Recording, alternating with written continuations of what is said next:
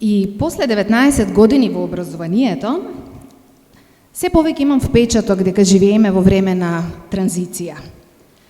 Ама не она класична транзиција со промена на еден општествен поредок со друг, врзани за одредено време и одреден простор.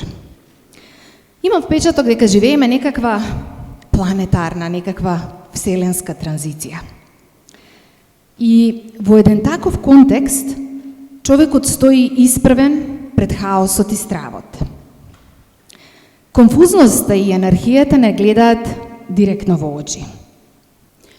Знаете, понекогаш имам чувство дека гледам на животов како човек загледан во Герника.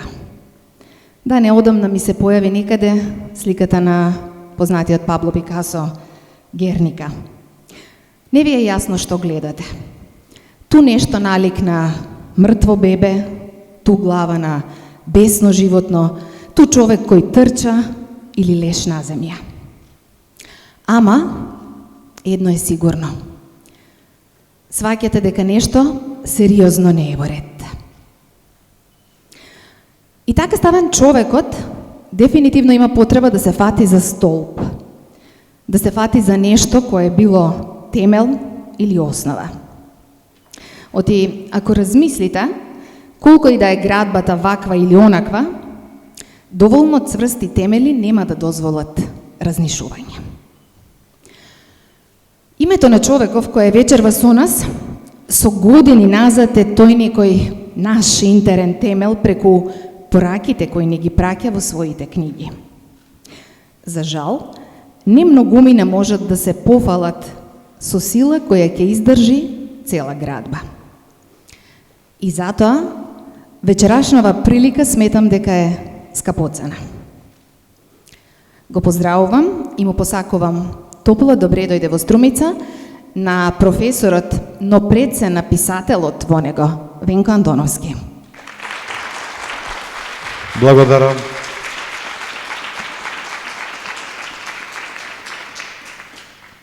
Целосните доживувања на ваквите настани се разбира се возможни само со поддршката на нашите пријатели. Вечерва би сакала да ја поздравам широкоградоста на брендот Пелистерка, срдечноста на винаријата Далвина од Струмица и креативноста на ресторанов Ројал во чиј амбиент уживаме ноќва. На крај најголема благодарност ќе упатам на општина Струмица со својот градоначалник Коста Костадинов, кој требаше да ве поздрави во оваа прилика, меѓутоа, би го прочитала оној поздравен говор кој што тој требаше да ви го упати. Вели вака: почитувани, еден од најпознатите цитати на писателот и универзитетски професор Венко Андоновски започнува со зборовите "Љубов постои. Не секаде, не секогаш, но постои." Ако е тоа така, тогаш судејќи по оваа вечерашна атмосфера, по нешто чудесно како магија која се чувства во воздухот, можам да заклучам: да, љубов постои, и тоа токму сега и токму овде. Ако вечерва во Струмица трагаме по љубов, чинам дека на оваа место каде што се наоѓа папокот на љубовта. Имам чест да го поздравам овој денешен настан, сите присутни љубители на литературата, 4 дами кои стојат за организацијата на вечерасниот книжевен портрет и секако нашиот ценет гостин, литератот кому му е посветена оваа волшебна книжевна ноќ. Вечерва дури нема потреба да се споменуваат неговите романи и драми или многуте награди кои ги има освоено. Доволно е да се каже Венко Андоновски. А мене ми е доволно да ви посакам да уживате во вечерашниот книжевен портрет. Направете место и за мене и јас сум подготвен за уживање. За жал не излезе така, меѓутоа те му благодариме за поддршката. И секогаш со нас се разбира.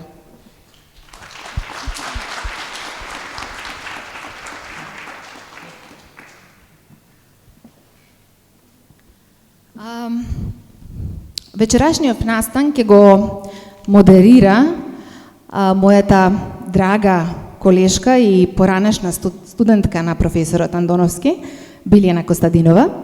Меѓутоа ќе ми дозволите да направам едно кратко интро во самиот настан со неколку мои омилени цитати, ја знам дека и на многумина од вас овде.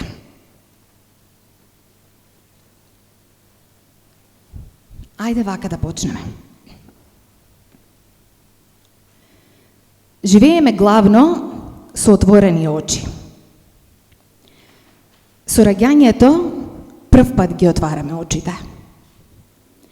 Кога спиеме, тоа го сметаме за мала привремена смрт.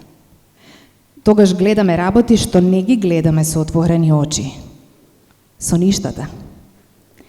Затоа, животот главно го сметаме за состојба на отворени очи.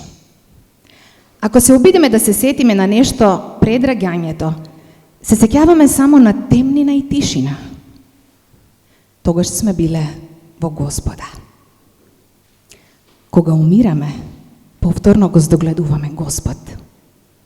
Тогаш повторно ги затвараме очите. Што значи тоа? Тоа едноставно значи дека Господ не се гледа со отворени очи, туку само со затворени. Затоа и ги затвараме очите секогаш кога му се молиме. Со затворени очи љубат и монасите и љубовниците. Тоа значи дека Господ е речиси невидлив во животот, во оној период меѓу големото отварање и големото затварање на очите. Трепкањето, мижењето, испиењето се потсетници дека Господ постои, но дека како и секоја светлина се гледа само во темно. Дајте им затоа значење на сите мижења, соништата, молитвите и љубовта. Ајде уште еден.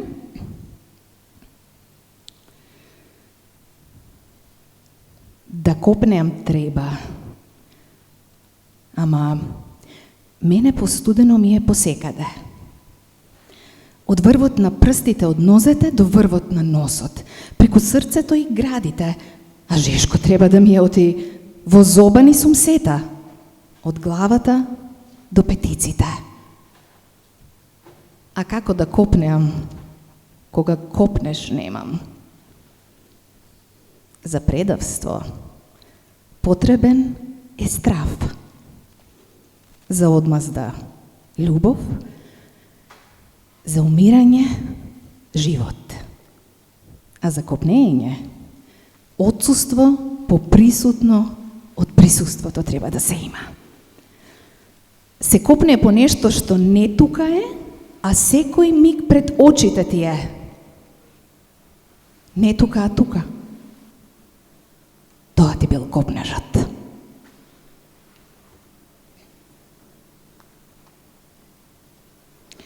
И уште еден последен.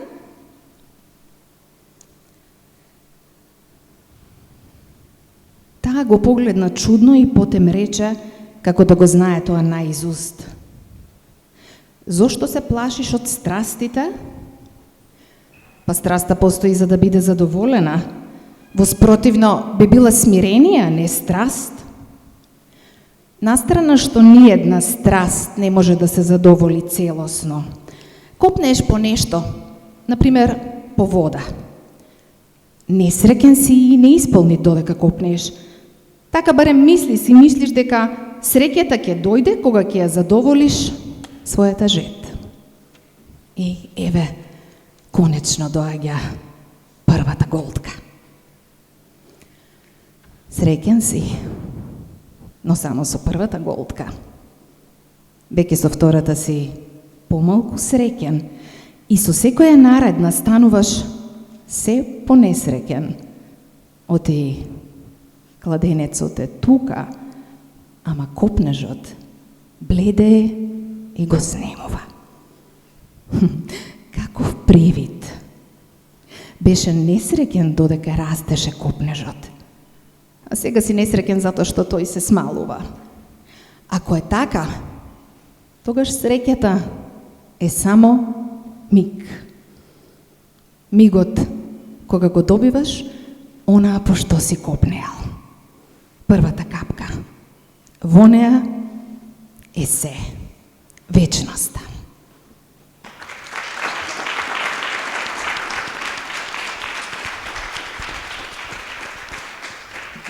Ти благодарам. Кој го напишал? Можам вака да си читам цела ноќ. Сите носиме некакви изгореници, вакви или онакви душевни опекотини. Исто, впрочем, како и главниот лик во романите на Венко Андоновски Јан. Има печаток дека изгорениот Јан од Вештица го наоѓа својот антипиретик или би рекла уште повеќе својата смисла за живот во белата монашка облека во папокот на светлината. Значи ли тоа, професоре, дека љубовта кон човека повеќе не е лек и дека несовршениот човек може вистински да љуби само преку и во Бога? Уште повеќе, каде отиде копнежот, професоре? Ајде прво вака. Да бидам малку политичар на директно поставено прашање, ќе одговорам со благодарност на сите вас што вечерва сте тука. Мои домаќини се Сашко и Катерина Панов Кожаров, без и, без ки, така. Ми рекоа дека така во Струмица ги викаат. Најпрво сакам на нив да им се заблагодарам и ве молам за еден аплауз за моите домаќини Сашко и Катерина. И за мојата студентка Билјана, која е професорка, со која ќе разговарам. Катерина, мислам дека премногу сериозно ги сваќаш моите книги и ми поставуваш прашања на кои искрено да ти кажам немам одговор. Да имав одговор, немаше да ги напишам книгите. Значи, тие книги ги пишувам само затоа што немам одговор на некои прашања. И јас уметност, особено романот, сум го сваќал од секогаш како форма прашалник.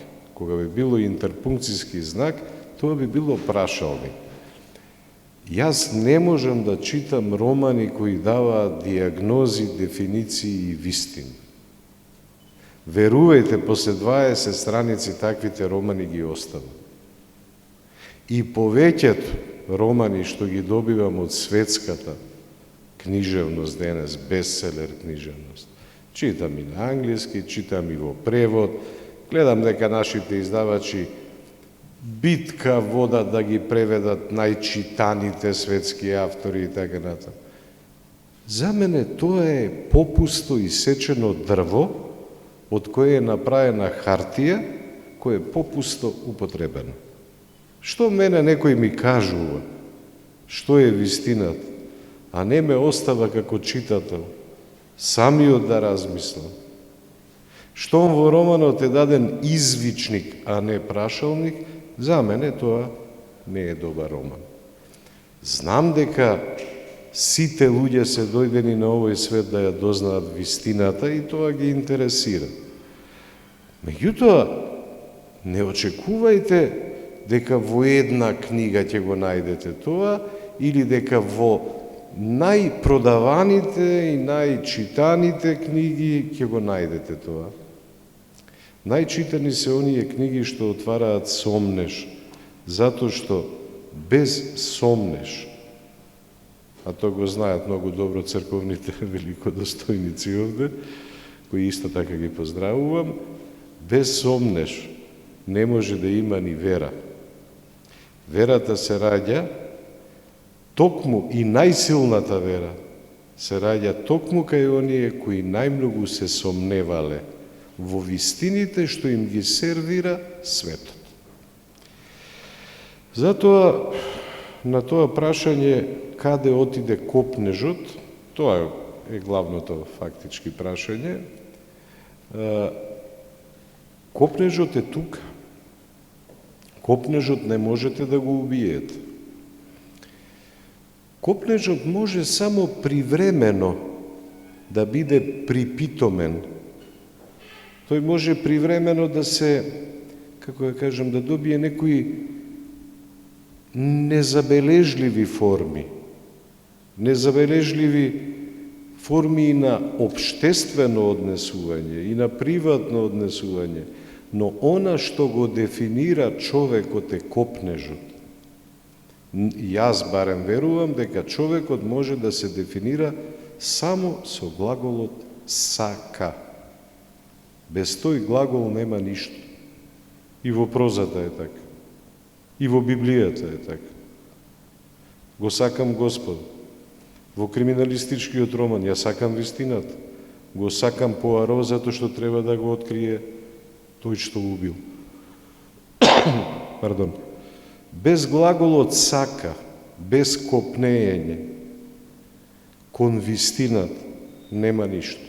Е сега тоа што секој од нас ја наоѓа вистината на различни страни, тоа е и природно. За некого вистината е Христос, за некого вистината е Уставот на Република Македонија, за некого вистината е, не знам, романот тој од тој писател, таму е изложена вистината, но без копнеш нема ништо. Меѓутоа, кога веќе ме прашавте и спомнавте, ако не се лажам, и бел монах. За мене бел монах е највисоката вредност што човек може да ја постигне. Не мора човек да отиде во манастир за да биде бел монах. Дури мислам дека на овој свет му требаат многу повеќе бели монаси, тоа значи добри луѓе, луѓе што љубат, луѓе што сакаат, луѓе што копнеат по мир. Колку се смирени, тоа е друго прашање, нели? Сите паѓаме на тој испит секој ден. Луѓе кои знаат да проштеваат, луѓе кои не се острастуваат, затоа што сваќаат, луѓе кои спротивност им се оние луѓе кои цело време мислат дека нешто им е одземено. Тие се острастени. Тие се острастени и тие едноставно не може да бидат бели монаси. Бел монах е добар човек и тоа е употребено во последниот мој роман како синтагма. Дури отецот му вели: оди во светот и биди бел монах. На светот му се потребни бели монаси. Ако тоа човек успее, тогаш успел се. И на што точно се сведува тоа? Бидејќи Катарина ми постави тешко прашање, малку сум подолг. Знаете, ние многу пати се чувствуваме празно. Има такви моменти во нашиот живот и чести се, испразнети од се. И паѓаме во некој вид очајание. Ми пропаднало ова, ми пропаднало она и така, на празен сум, нели? Празнината е најисполнетото нешто. Затоа што секоја празнина се исполнува со копнеж. Секогаш кога сум пишувал роман, кога сум почнувал да пишувам, сум се чувствувал празен. Копнежот ги напиша моите романи. Толку од мојот одговор за Катарина.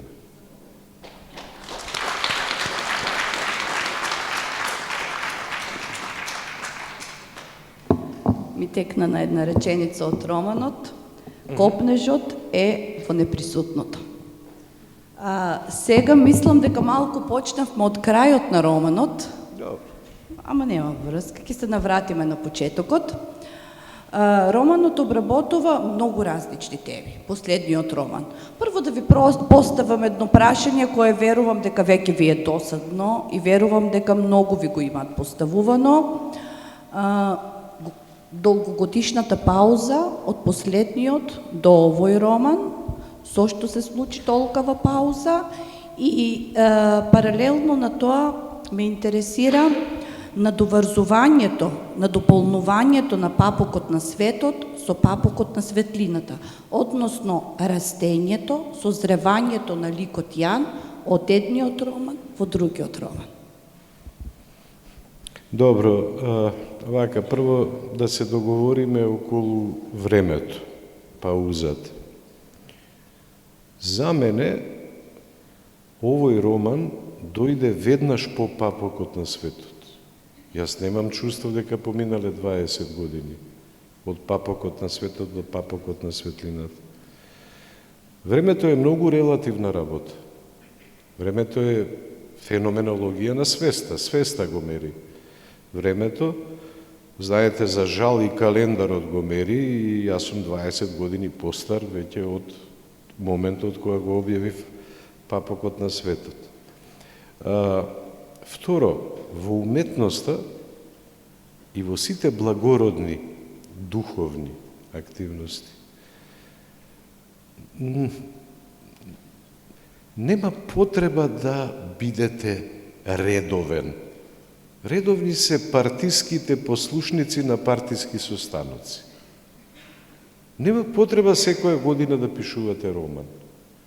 Од секогаш сум верувал, како писател, дека ако немам што да ви кажам, подобро е да не трошам ни хартија, ни време, ниту вас да ве заморувам и да... А имате писатели кои, да речеме, се држат до некое начело, секоја година да бидеш присутен со книга. И секоја година да конкурираш за... Не припаѓам на тој тип луѓе. Кога ќе имам нешто да ви кажам, тогаш ќе напишам. Така што јас немам чувство дека сум оштетил некого или себе си. Или немам чувство дека животот ми бил многу тежок во тие 20 години, или сум направил пауза. Не, нема 20 години, мислам дека последниот роман... Околу 10 години, да, последниот 10, роман. па што се 10 години? За добар роман, знаете што, ние не сме на фабричка лента, ние пишуваме кој ќе имаме нешто да кажеме. Второ, мислам дека многу е важно роман да не се пишува на харти. Го пишувате во главата, го пишува вашата душа, го пишува вашето срце, го пишува вашиот ум. Ако слегол па уште во срцето, таму помни се. Романот се запишува. Јас често кажувам, папокот на светот го напишав за 12 дена во Берово. Го запишав за 12 дена во Берово. А 8 години го пишува во глава, во разни белешки, во разни... Нешто слично се случи и со папокот на светлината. Сите тие години, мислам дека последен беше ќерката на математичарот. Ќерката на математичарот е последниот од пред тогаш 10 натаму, години. во главата, во душата, со секојдневни падови, станувања, воздигнувања, искушенија, има белешки, имаше се. Јас го напишав во градската библиотека во Крагуевац за нецели 20 на ден. Но тогаш, знаете, чувствувате дека конечно созреало, сите коцки се тука, тој е огромен интелектуален и ментален напор. Знаете, ви се лута дома, затоа што сопругата ви рекла, исклучи ја машината која ќе заврши, извади ги ја лиштата од ова, а вие ги слагате коцките и таа ќе дојде од работа, ќе рече машината ниту е исклучена, ниту е... Меѓутоа, тоа е тоа. Тоа е ваша работа. Сакам да кажам, не чувствувам никаква тука, како вчера да беше. А каква е врската, прашавте, меѓу едниот и другиот роман? Развојот на ликот ме интересира. Не, видете, папокот на светот е пишуван во некои мои помлади години, кога уште верува во човекова правда. И таму станува збор за Јан Лудвиг во вториот дел, го баркаат од партијата и сега гледайте, тој бега од општеството како од непријатно место за живење.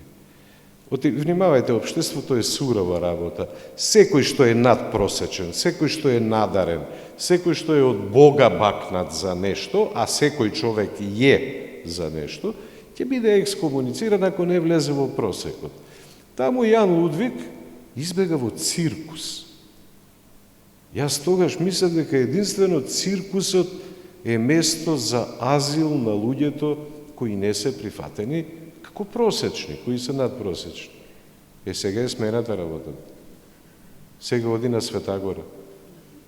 Воведен е главниот лик на сета важна светска литература, а тој е Бог. Во А циркусот каде е сега? Само да ви кажам, во Папокот на светот го имаше Бог во првиот дел. И тогаш мислев дека тие луѓе од времето на Константин филозоф го имале Бога, а ние сме го изгубиле и го немаме. Не е така, го имаме и ние и денес, само не го бараме. Тоа е пораката на вториот роман. Не го бараме. И како ќе ни се јави?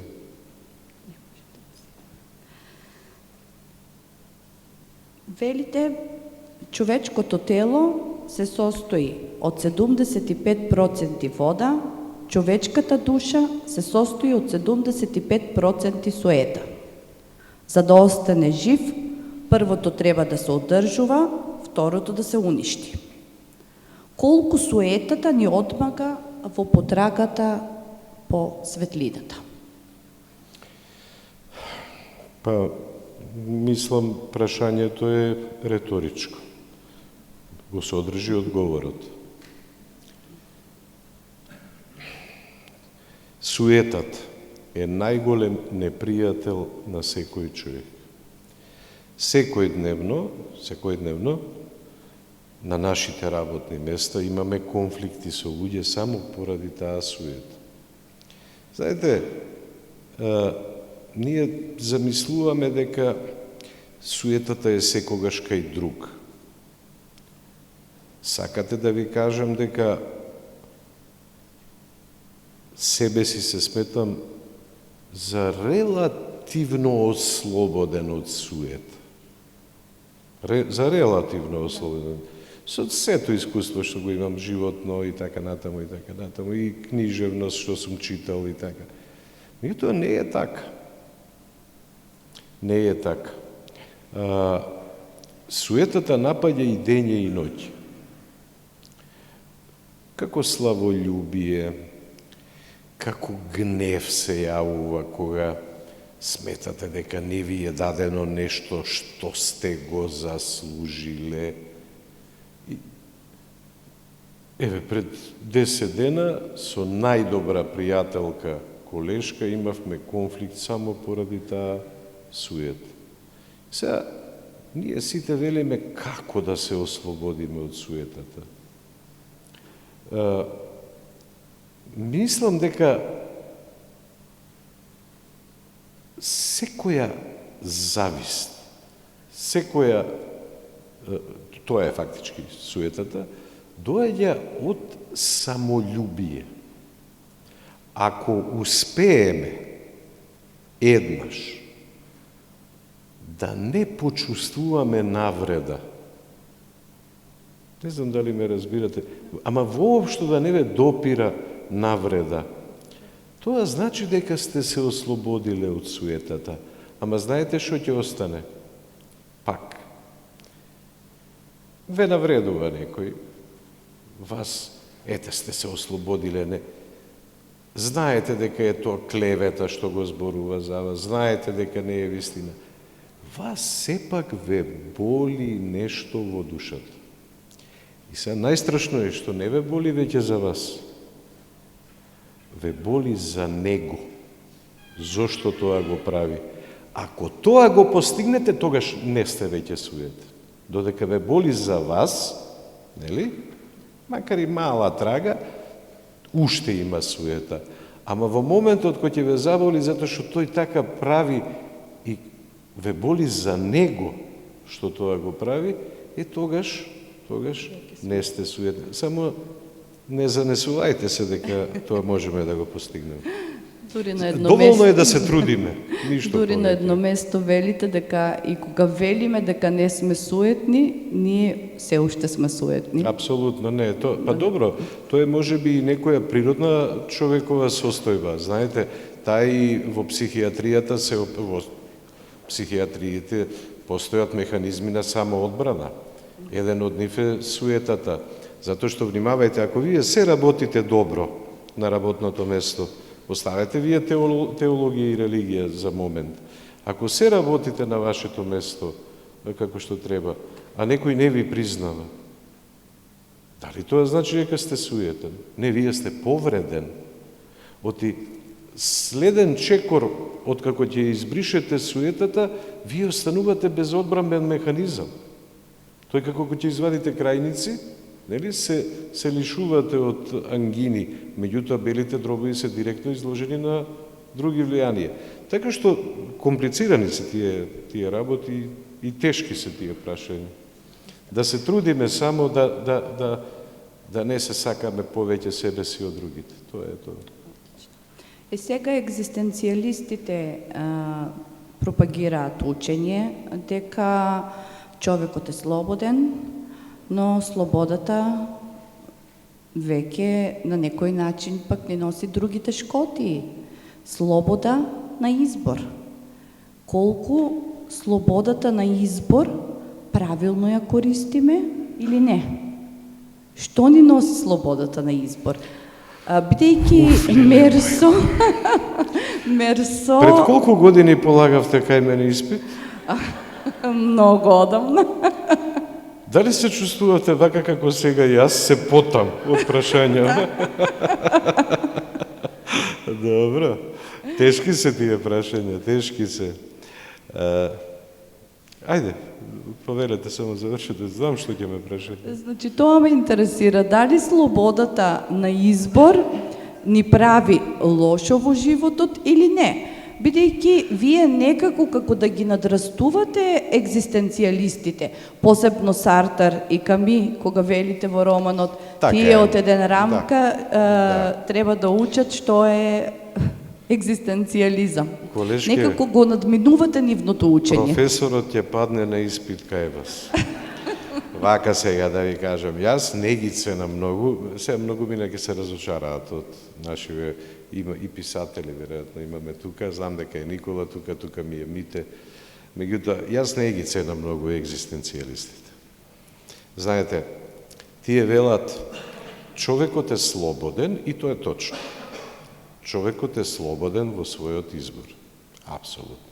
И токму затоа што е слободен, ние не сме ни целосно добри, ни целосно зли. Значи, можам да изберам. Еднаш ќе изберам зло, еднаш ќе изберам добро и така натаму. Екзистенцијалистите не ги ценам затоа што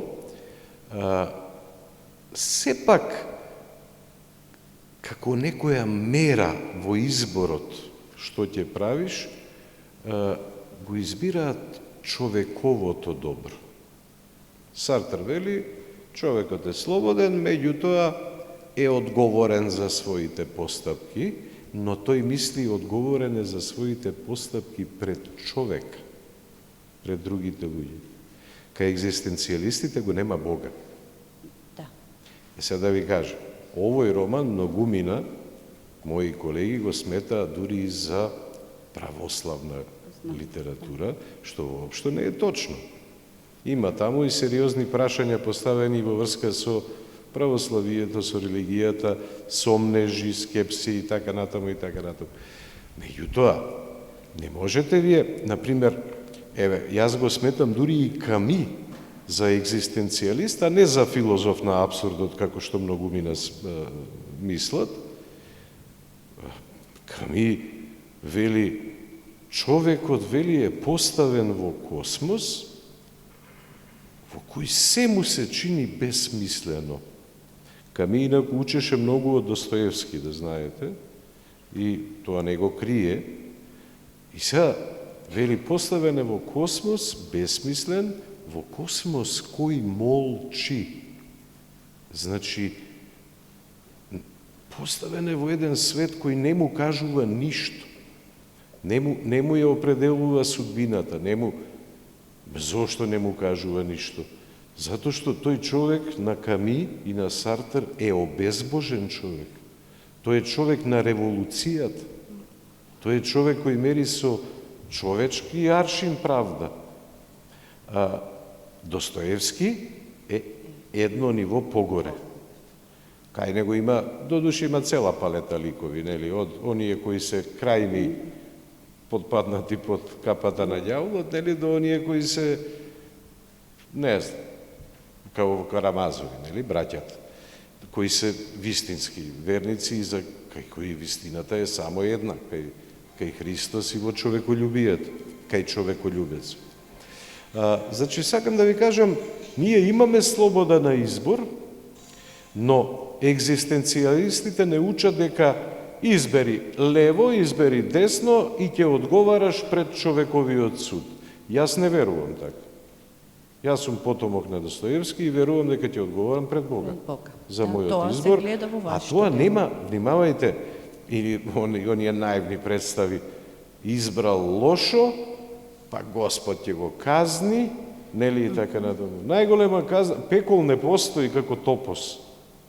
Пекол е вашата душа. Тоа што ќе го понесете на оној свет. Тоа коферче што го викаме душа, што ќе го понесете на оној свет, тоа е или пекол или рај. И затоа, додека сме овде, дајте да направиме рај од нашите души. Да си отидеме со пристоен товар таму. Како отец Кира во романот. Да, така е. Тоа ми беше бас следното прашање. За злото. Гледав скоро еден филм. Сите гледаме филмови кога главниот лик на кој му било нанесено зло, сака да се одмазди за тоа зло. И некако ние се соживуваме со тоа. Дури навиваме за тој лик. И сме среќни затоа што се одмаздил за тоа што му било нанесено. И сега кога го прочита вашиот роман, јас дури се почувствував неубаво заради чувството кое сум го имала додека сум го гледала филмот. Значи, вие давате целосно нова дефиниција на злото, какво е, што прави, преку што доаѓа, кој го наметнува и што прави злото со нашите души и дали е оправдано злото да го нанесуваме затоа што сме биле многу повредени. Знаете, вака, во моментов најпопуларни романи во светот кои се голтаат се трилери. Кога јас ги нудев моите романи на странски издавачи, тие првото прашање што ми го поставија, вели дали е тоа трилер. Јас велам не е трилер. Па вели не сме заинтересирани за такво нешто. Што е трилер? Трилер е жанр во кој на злото се одговара со зло. Тоа е западна измислица. Тоа е измислица сврзана со западните култури, оттаму потекнува, Холивуд е индустрија на трилери. Таа фабрикува трилери. Си ми направил зло, се одмаздувам и правдата е задоволена. Внимавајте, погубно е да се усвои еден плиток жанр, кој што се базира фактички на 3 наративни функции. Ти ми правиш лошо, смислувам како да ти се одмаздувам, ти се одмаздувам. Тоа се продава, тоа луѓето сакаат да го читаат, затоа што веруваат во човекова правда. И мислат дека со тоа се одмаздиле. Се да ви кажам една работа. Ај ќе бидам малку и брутално веристички. Имаше трагедија во едно белградско училиште. Не споменувам ништо. Знаете сите на што мислам. Дали трилер цивилизацијата и трилер филозофијата не учи некој од родителите на настраданите деца да земе револвер и да го убие тоа момче што ги уби своите соученици или неговите родители. Прашањето е следново. Ќе ги вратите тие деца на овој свет? Не. Ке се одмаздите? Каква е таа човекова правда? А зошто не помислите дека тие деца се десно од Христос и Богородица, убиените? А овие што тоа го направиле нема да бидат таму. Значи, за мене е погубно да се размислува во трилер фазон. Додека така размислуваме, ние прво се оддалечуваме од православниот словенски свет, се оддалечуваме од Кирил и Методи, се оддалечуваме од нашата традиција. Значи, иако морам да признам, не ми е јасно до крај ни она прости му на тој што ти сгрешил, тешко се проштеваат такви работи, нели? Меѓутоа, немате друг излез. Тргнете ли по одмаздата, вие влегувате во таа трилер цивилизација. И се шо прави таа трилер цивилизација? Тоа не останува на полето на книжевноста? Тоа влегува во политиката, таа трилер филозофија. И американците велат вака: аха, овие направија тоа, фрли бомби врз Југославија. Тоа е трилер политика. Внимавајте, ние не смееме така да размислуваме. Ние сме луѓе, дојдени сме на овој свет да ја бараме смислата на животот. Ние сме дојдени на овој свет за љубов. Дури и да не ја добиеме, ние немаме право да се лутиме. Ние мора да ја дадеме. И затоа моите романи не поминуваат на запад, но на исток поминуваат одлично.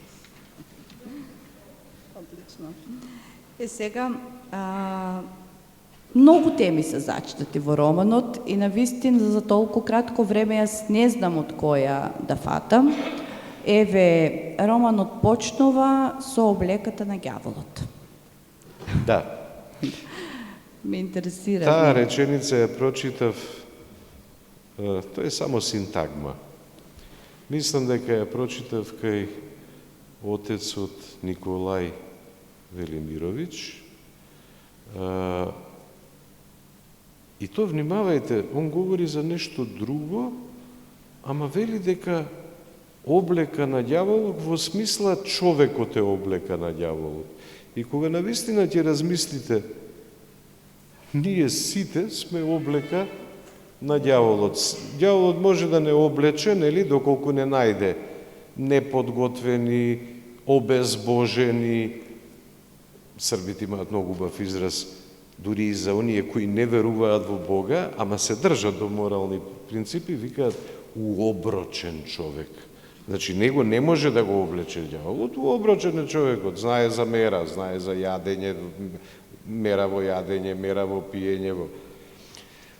Облеката на ѓаволот е навистина човекот. Оти како ѓаволот на друг начин ќе се појави? Не можете да ме убедите дека земјотрес од 7,8 Рихтерови степени го направил ѓаволот.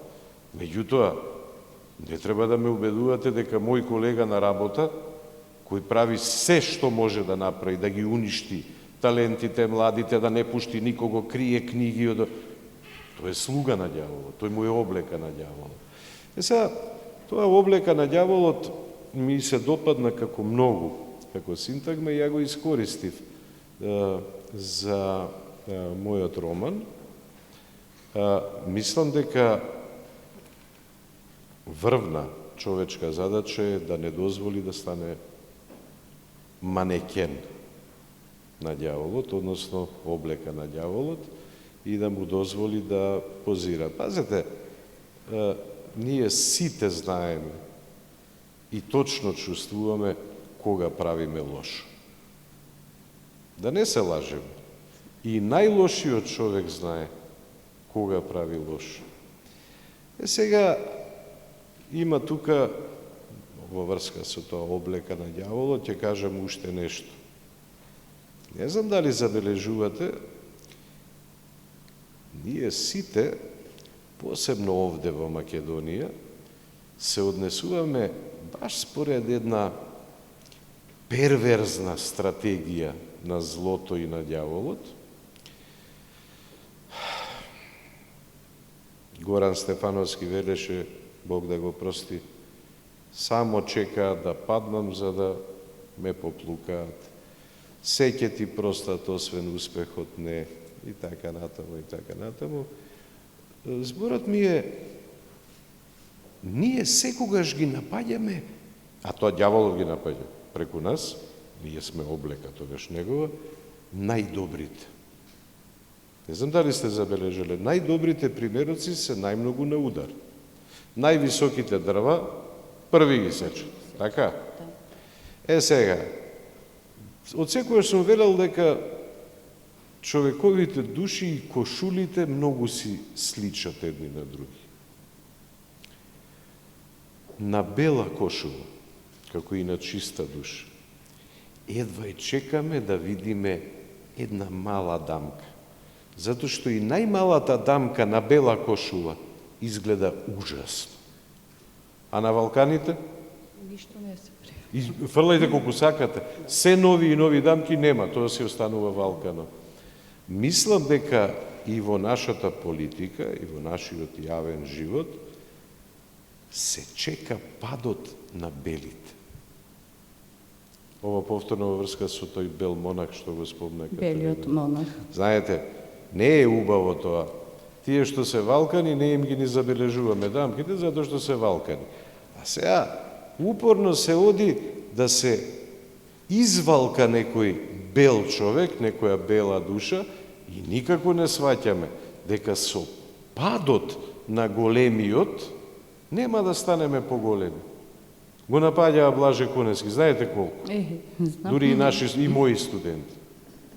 И што направија? Станаа поголеми со тоа што, мислам, навистина, ме прашавте, нели, како злото иде облеката на ѓавол. Сите сме облека на ѓавол. Само да бидеме што помалку. Само што вие сметате во романот дека порано, во првите романи, почнувајќи од папокот на светот, Вештица, посебно во Вештица во периодот на инквизицијата, ѓаволот бил видлив, а сега е невидлив, присутен во партиите, во организациите. Да, добро, тоа е една мала моја теорија за ѓаволот која не мора да ја сподели публиката. Пред да кажам околу тоа како е таа теорија изложена, тоа е во оној дел кога разговара со отецот на Света Гора, нели, Јан, за злото и за ѓаволот. Оти злото е вечна тема, нема. Две теми има, љубов и зло. Добро и зло. Нема други теми во книжевноста, тоа е тоа. Пред тоа да ви кажам само дека Вештица малку се разликува од другите мои романи. Другите мои романи одат на некоја православна линија. Јас многу ги сакам светогорските отци и комплетно православието и од мал сум ги сакал. Значи, од дете се сеќавам во Свети Наум кога ме водеше тетин Мите, па јас го прашував, имаше оштетени делови од фреските. А што имало овде? А што имало овде? И после 30 години ја напишав фрески и гротески на таа тема. Сакам да кажам дека Вештица не помина на Запад добро. Ја објавија во Франција, доби одличен предговор од Милан Кундера, една критика од еден полупознат критичар и тоа беше се. Зошто? Затоа што Вештица говори за инквизицијата.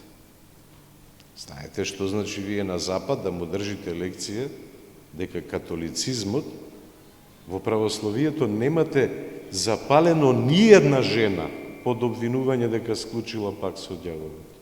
Нема такво нешто во православието. Во католицизмот на Запад, значи, во текот на 4 века запалени наклада се околу половина милион жени. Сега со сиот ум, Венко оди со тој роман на Запад и очекува успех. Нема шанси. Но затоа пак Нема овде шанси. имавте најголем Нема успех шанси. со овој роман. Црква во која треба да платите пари за да си ги искупите гревовите, нема шанси таму да помине тоа. Меѓутоа, интересно е дека еден словен, натурализиран французин, кој се викаше Милан Кундера, неодамна почина, беше воодушевен на таа книга. И напиша прекрасен предговор.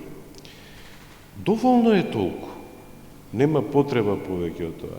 А сега да се вратам на ова што беше, подсетете ме само, почнав уште еднаш само да го чуем. Прашањето беше, направив екскурс со вештица заради католицизмот. Со вештица, затоа што тогаш сметате дека ѓаволот бил видлив, а сега веќе е невидлив. На ѓаволот. Да, давам во овој роман еден мал историјат на ѓаволот и велам вака, и ѓаволот се модификува, злото се модификува, нели како што поминува времето.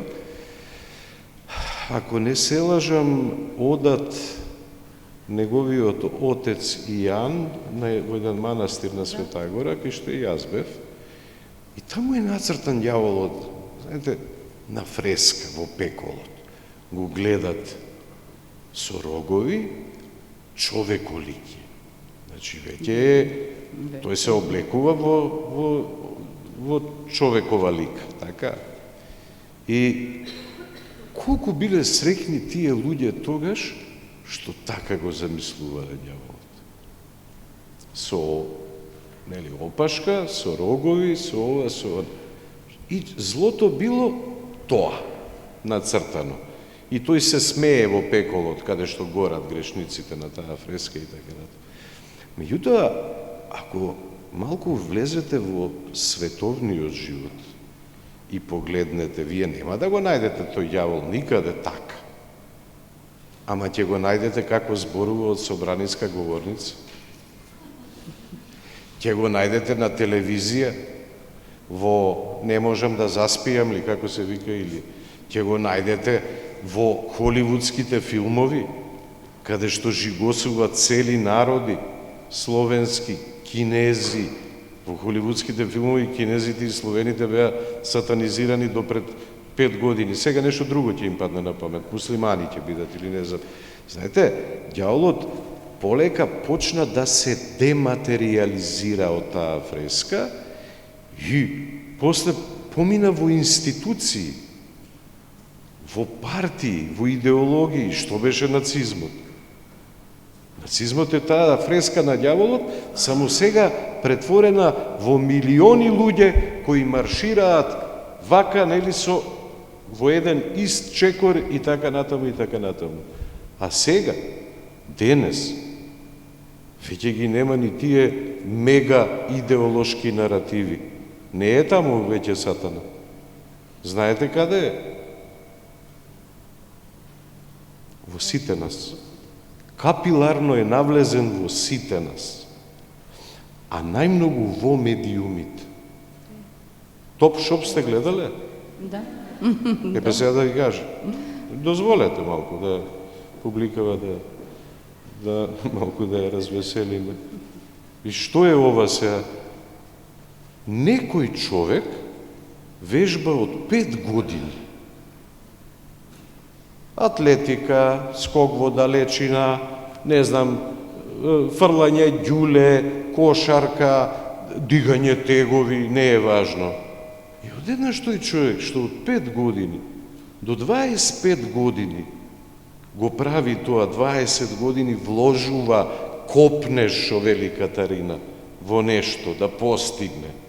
Да биде признае, да му кажат браво, бе човек, а кој човек не сака да му кажат браво? Нели?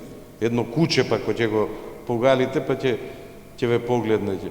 И се тој човек одеднаш седнува пред телевизор и го гледа оној сатана од фреската, ама не го забележува како материализиран, нели, со рокчиња, туку го слуша вака. Гледа на екранот, толкав мев кај жена или кај маж, и слуша глас. О, не, доаѓа лето, а вие изгледате вака. Треба да излезете на плажа. Но, не грижете се, со нашите хеланки, без вежбање, ако ги носите само 15 минути на доколку се јавите на следниот телефонски број 0700 и 500, ќе добиете гратис уште едни. Кој е тоа? Истиот оној од фреската. Тој е капиларно навлезен секаде. Тој ве учи дека можете без труд да стекнете нешто. Без љубов кон професија да успеете. Па што се партиите? Порано се викаше Завод за вработување. Тоа се сеја партиите. Тоа е тој рогатиот од фреската. Само што сега е во одело не знам какво, во костум не знам каков, и потоа и се извешти во реторички вештини. Знаете, убаво говорат, вистина. Знаат да не лажат. Браво, браво. А ние слепи при Бога не знаеме во црква на литургија да отидеме. Па не е вред. Не. Сега наспрема, нели рековме, ѓаволот, наспрема злото, постои љубовта. Постои. Имаше еден добар изводок за љубовта, кога велите дека може да се подсетам да сакам. Сме заборавиле да сакаме. Да. За жал, омразата никогаш не може да се заборави. Не може човек да заборави да мрази. Тоа е многу интересно. И тоа е како вирус, знаете, многу полесно се шири злото одошто доброто. Како вирус е. Седнете до болен човек од вирус, ќе добиете вирус, тоа е злото. А седнете до здрав човек, нема да оздравите.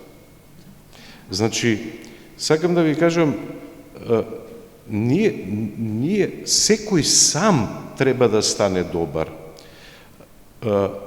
Многу ни е полесно да мразиме, одошто да љубиме. Љубовта е веќе знаење. Љубовта е вештина. Љубовта е уметност. Злото не е. Злото е вандализам и техника. И човекот е такво суштество. Она што му е полесно. На студентите ќе им речам, прочитайте ја книгата Метафора од Умберто Еко, само 100 страници има и дојдете на испит. Тие што ќе направат? Полесното. На интернет. Трак, 10 реда. И што е најинтересно, точна е таа дефиниција. Од книгата е извадена. Ама нема примери. А без примери, кој ќе ги прашате, тие ништо. Така е и со злото. Полесно е да се прави зло. Ние треба да го правиме потешкото. Па дури јас би рекол и невозможното. Од тука тргнува напредокот не само вашиот личен подвиг, од тука тргнува и државата. Никогаш не сум верувал дека добар систем општествен ќе направи добри личности. Обратното е точно. Само добри личности, само добри луѓе може да направат добра држава. Па еве Европа се распаѓа. Има одлични системи, се распаѓаат. Се повеќе лоши луѓе има.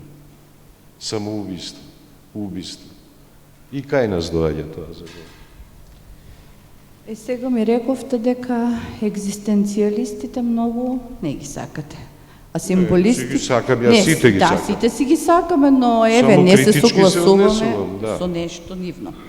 А символистите, бидејќи гледам влијание и на символистите во вашето творештво, за чувственоста во светот, за синестезија, помеѓу чувства, звуци, бои, мириси, како да сме го изгубиле тоа и како може да го постигнеме повторно. Па, видете, јас конкретно за символистите која ме прашате, јас многу ги сакам. Иако мислам, символизмот беше еден период кој што се заокружи како мислам како движење уметничко, нели? Меѓутоа, символиката е основно обележје на секоја уметност. Без символ или без метафора вие немате ни добар реализам, ни добар постмодернизам, немате ни добра песна, немате ни добар роман. Едноставно, што е суштината на символизмот? Символизмот е пат кон невидливото. Например,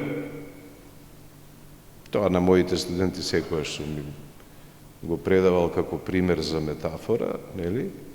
Например, гледате светја како гори. Така. И сега гледате оние восочни капки што се слеваат, нели, по светјата, и то децата се тука мајстори, децата и поетите го забележуваат тоа, дека тоа е слично на солза. И да не ви изненади ако дете каже: еј, тато, светјана плаче. Тоа е метафора. Тоа е символ. Сега гледайте што е работава. Вие знаете дека светјата не плаче, дека солзи. Ама што повеќе ви се допаѓа?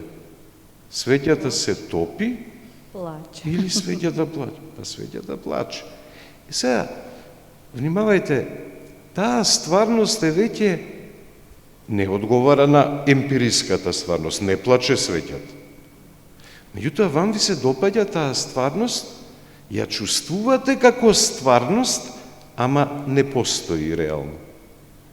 Знаете што е тоа? Символот и метафората? Бог. Бог исто така, ние ги гледаме само делата негови на овој свет. И се што гледаме, се што е видливо, сведочи за невидливото. Како во примерот со светјата. Видливите капки, нели, восок, сведочат за невидливото, дека светјата плаче. Јазикот во крајна рак ни е даден само затоа да поверуваме дека постои отсутното. Кажете ми, зборот пес каса? Не. Зборот пес не каса, ни на англиски, ни на француски, ни на... Значи, што говори зборот пес? Тој стои наместо нешто што го заменува. Е така, целата Библија стои за нешто што го заменува и го представува. Јазикот со својата символична структура ни е даден да не подсетува дека се што постои видливо сведочи за невидливото. Поимот е невидлив, кога ќе кажеме пес, ние не го гледаме поимот пес. Ама може и невидливото да сведочи за видливото? Апсолутно, па и сведочи. Како видливото би станало видливо ако нема креатор? Значи, некој не види. Ето, тој е скриен. Тој е скриен. Како што кога читате роман, од Венко Андоновски читате сега Вештица, читаше Катарина тука, нели? И сега, вие го читате, вие не мора да го видите писателот. Тој постои скриен за тој свет што го создал. Создал еден свет и се тргнал на страна. И не мора ни да ви дојде на гости да го запознаете. Ама јас дојдов. Да. Затоа не сум Бог суетен сум. И сега навистина, додека ја читаме вашата книга, се чувствуваме како да комуницираме со вас, како да сте тука, како да разговараме. Некако читателот го ставате во улога на директен учесник во некои настани. Еве, јас почнав по маргините да си запишувам разни коментари. Ме предизвикавте. Благодарам многу, мислам, идејата е, знаете што, велат дека Аристотел, покрај тоа што ја напишал оној том поетиката, за кој што исто ви испрашував, ако не се лажам, за трагедијата и за епот, велат дека напишал и втор том за комедијата. Меѓутоа, тој том не е пронајден и да постои некаде долу во длабочината на земјата, нели, во археолошките и да постои, се додека не го прочита некој тој том не постои. Книга без читател не постои. Значи, читателот е оној што фактички и го дава постоењето на книгата. И затоа за мене читателот е многу важен. Јас дури моите романи се трудам, ви реков, не сакам директни одговори, извичници да давам јас, дефиниции, вака е, така е. Јас му оставам на читателот простор. Јас сакам она што го прават джезерите, кога ќе дојде изведувачот на джез композиција, ќе даде темата композиторот и ќе остави празна за импровизација. Таа импровизација треба да ја направи читателот. Книгата треба да ја допише читателот. Тој треба да ја затвори. И јас намерно правам празнини и дупки во книгите. Не сакам да ги пополнувам, сакам луѓето да се... И многу ми е драго ако имате навистина белешки на маргините. Тоа е добра книга. Ако ви испровоцирала, или книгата е лоша, вие сте добар читател. Значи, чувствувате потреба да учествувате, да партиципирате. Книгата е диалог. Ние не сме писателите келнери.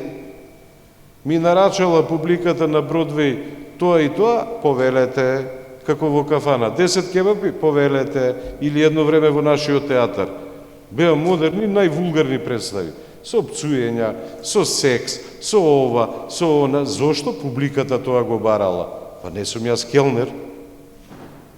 Јас едноставно ќе понудам тоа што треба, а од читателот или од конзументот на представата ќе побарам да биде помошник готвач. Нека си дотера, нека си посоли, нека си. Тоа е одлично. Јас така ја сваќам уметност. И сега сакам да оставам простори на публиката, иако би можела и до Сабајле да поставувам прашања. Но еве, ќе ја препуштам сега улогата на Ана или Сузе. Кој? Добро. Па еве, кај мене микрофонот. Добро вечер, професоре. Уште една ваша студентка, а веројатно уште многу има тука, да знаете. Добро. Ова беше час за сите нас кои што ве слушаме, и јас се навратив на часовите по нова хрватска книжевност и она што го кажувавте сега за читателот и ме инспирира, иако размислав што да ве прашам, оти нели вие не испрашувавте, ама ева животот е чудна работа сега. Јас сум Дојдовме во обратна позиција. Ако може колку за 6. Така, да. Добро, колега, така ќе биде. Нека биде за 6. Размислав за читателот, на последно прашање на Билјана. Нели има кај Борхес, повторно од вашите предавања ме навлековте на тоа. Кога вели, додека пишувам, не размислам за себе, оти јас сум измислен лик. Не мислам ниту на читателот, бидејќи тој измислен лик, не го познавам. Мислам на пораката што сакам да ја пренесам до него. И она позната во има една интересна приказна кратка, кога вели, кога јадете јаболко, вкусот кој што го чувствуваме не е ниту заради јаболкото, ниту заради нашето чувство за вкус, туку во допирот. Што е за вас допирот? Вашиот допир до читателот, како се обидувате да го и како го постигнувате воопшто тоа, бидејќи очигледно сите овие луѓе кои што се вечерва тука се дојдени баш заради тој допир што вие некако нестварно го остварувате со сите нас.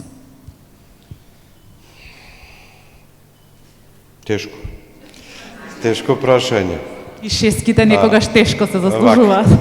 Прво да ви кажам една работа. Кога пишувам, никогаш не помислувам на конкретна личност која ќе ја чита книгата.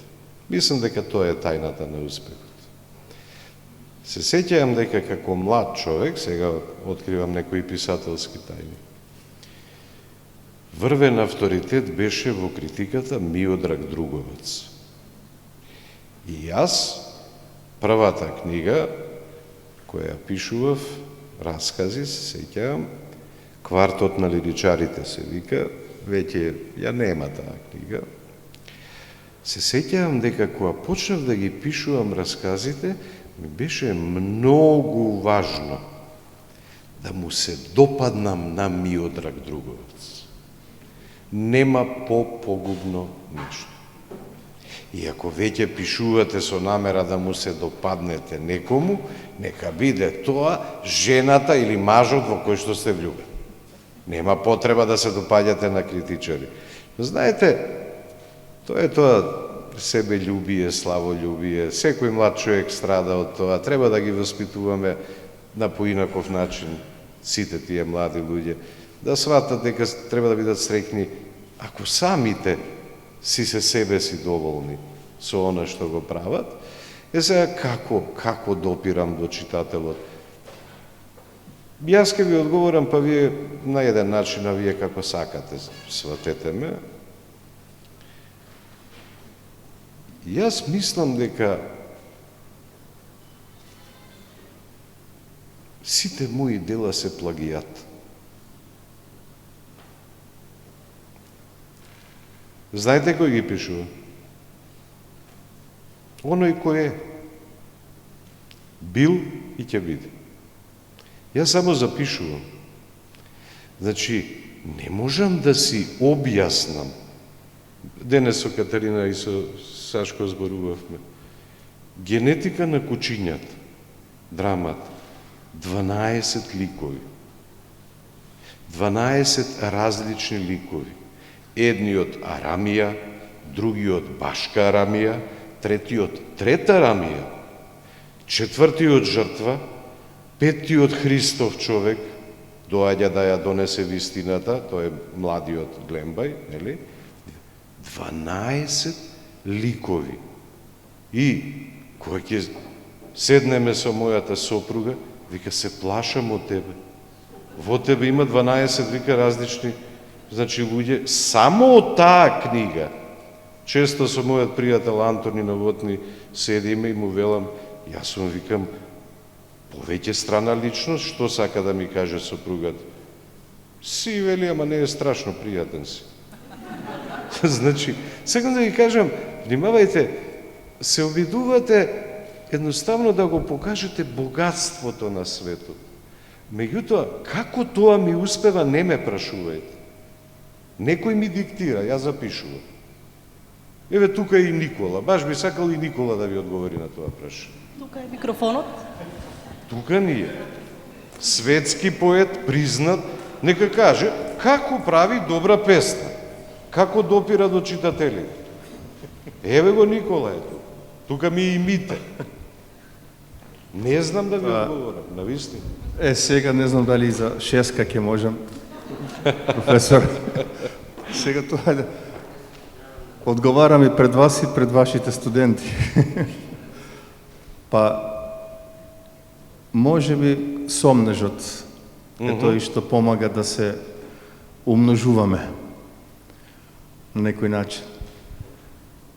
Зашто ако веруваме дека можеме со извичник да кажеме нешто, како што рековте, Да.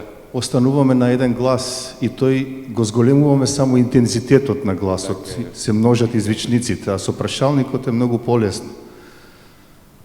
Умножувањето на прашањата ги умножува нашите гласови и можеби токму во таа некоја врева успеваме да го поставиме најважното прашање, прашањето на тишината или прашањето на здивот.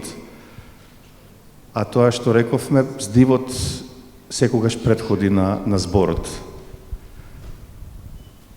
Сега не знам. Добро, Никола, имаш осумка добра. Благодарам многу, професор. Фала многу. Инаку Никола ми е многу драг пријател и навистина светски поет. Јас се гордеам што Струмица има прекрасни уметници, навистина. Да не ги набројувам. И Маđунков, значи и артисти, од секогаш Струмица била расадник и многу ми е драго што вечерва сум со вас и што ме доживувате како свој.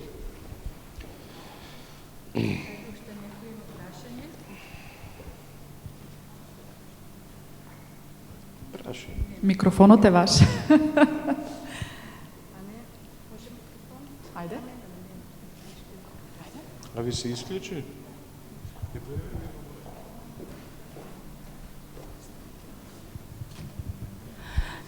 Сега за крај да го прашам професорот Венко Андоновски како успеа да стане бестселер писател. Сум раскажувал, веројатно и знаят. Ја знаете приказната како станав? Да. И има ли некој да не знае? Не, вака. Прво, јас многу го мразам изразот бестселер, затоа што to sell значи да продаваш. Многу повеќе сакам читан писател, меѓутоа тоа влезе бестселер и сега светски бестселер, тоа е трговски критериум. Не навистина знаете како станав, нели? Ви раскажав, веројатно има и некој кој не знае, ќе ви кажам. Од суета.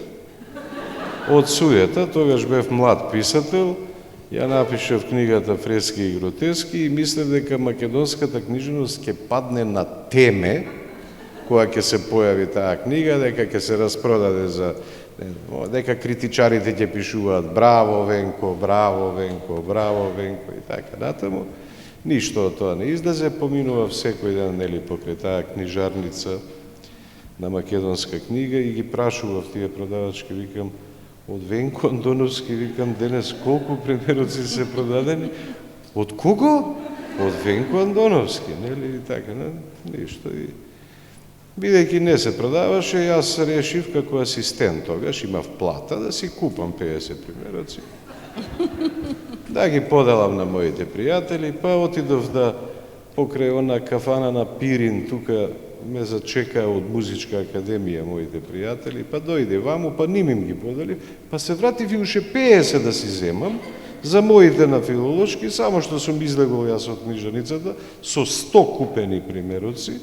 Влегол Гоце Ристовски, другар ми, тогаш е новинар, добил задача да направи анкета која е најпродавана книга на неделата. И влегол и му рекле, вика, убедливо, само денес се продадени 102 примерока. 100 купив јас. И во сабота се сеќам, ме буди татко ми и вели, што е ова, вика, во Нова Македонија, стани да чи. И читам. Најпродаван автор Венко, на второ место Маркес, Кафка, Бор. Убаво е, суетата се гали. Да завршиме тука.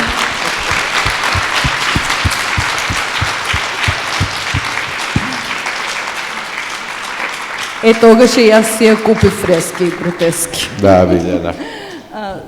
Сега само за крај, преку гласот на Катерина Панов Кожаров, ќе слушнеме дел од еден изводок од романот на писателот Папокот на светлината.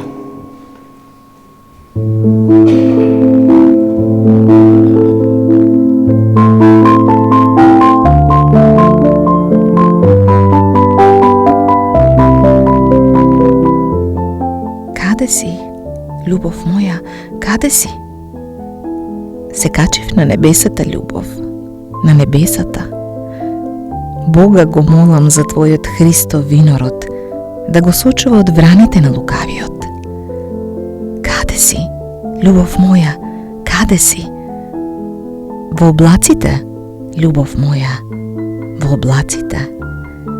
Ти правам сенка додека ги окопуваш лозите Христови со молитвена пот на челото.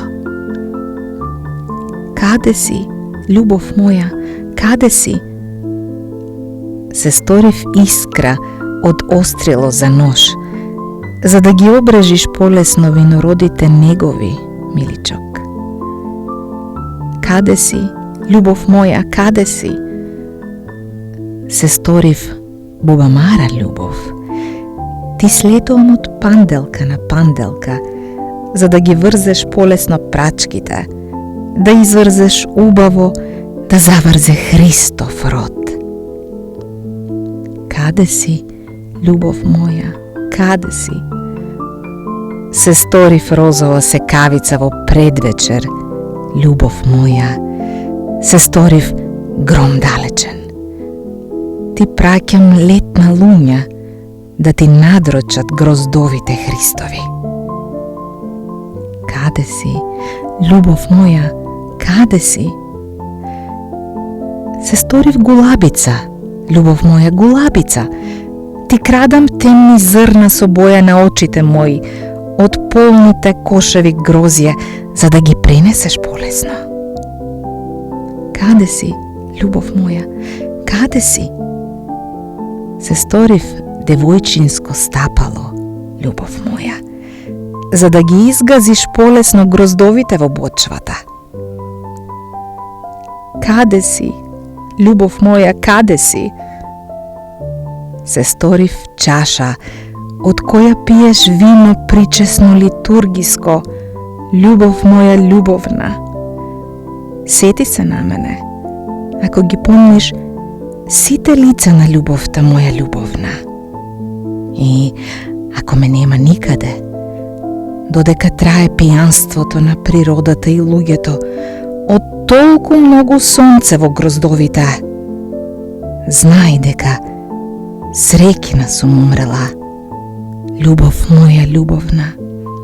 Оти, знам дека си среќен во својот манастир.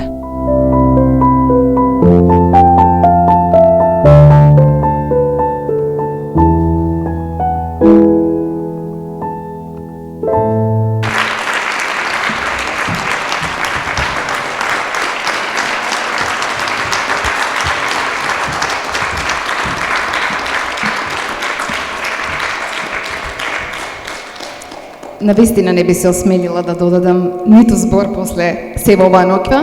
Знам дека ви беше убаво, ти е просто невозможно да не му биде на човек убаво во едно вакво друштво.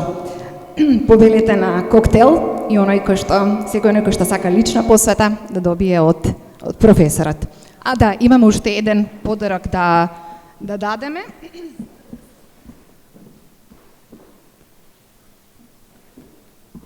Ова е професорот за вас, од името на Фондацијата Елеуса.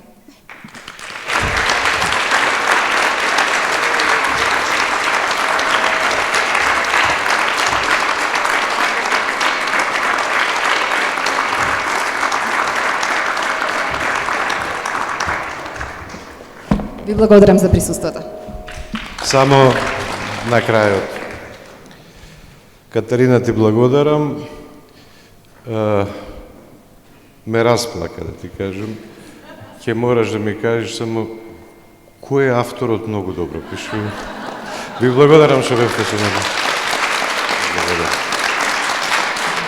Ти благодарам и тебе.